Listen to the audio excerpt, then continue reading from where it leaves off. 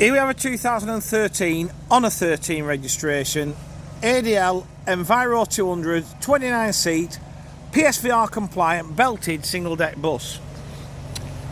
This vehicle, as you can see, we're offering for sale on behalf of Travel Show Coaches up in Northumberland. We're right by the East Coast Main Line, as you can see over there. And in fairness, this ticks a lot of boxes.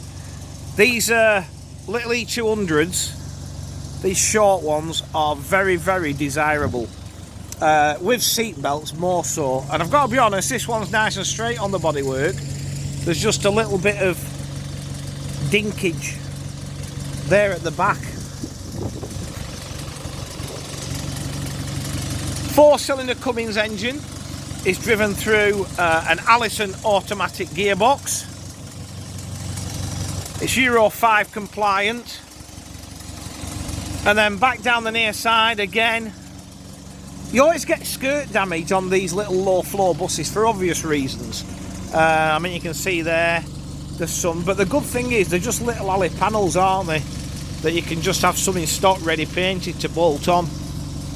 You know, they're not difficult to repair, in fairness. LED destination displays to front, side and rear. We have a manual fold out wheelchair ramp, and then as we jump on board, 29 seats, 23 of which are the semi-high back seats with 3-point seat belts. For me, this is a jack of all trades. Seats are all in good order except for one, which is this one, but in fairness, this maquette very readily available by Camira, so not difficult to get hold of some of it to effect a repair. But if you think of what the usage of these vehicles, obvious one is, you know, local bus service around rural areas or in narrow housing estates with lots of parked cars. That's the obvious one. But the seat belts give it that extra use, because you can use, you know, a small primary school class to the baths, you know, because of accessibility. You might have a school that's very difficult to access.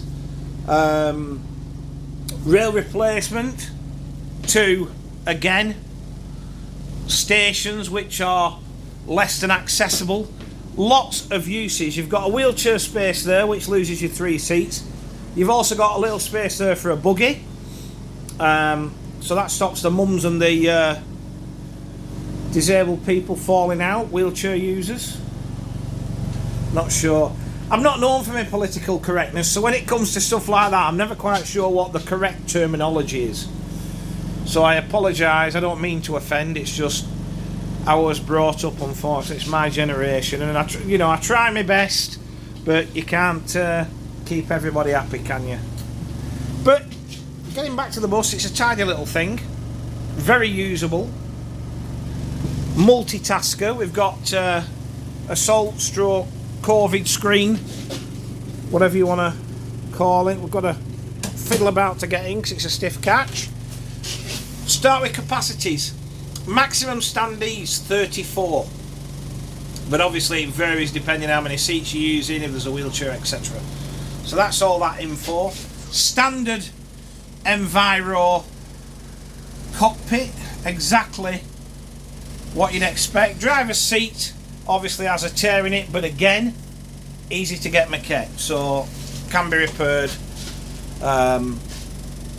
if you take it without too much issue. It's also got automated engine cutout, which, if you bear with me a sec, reach round here, there we go.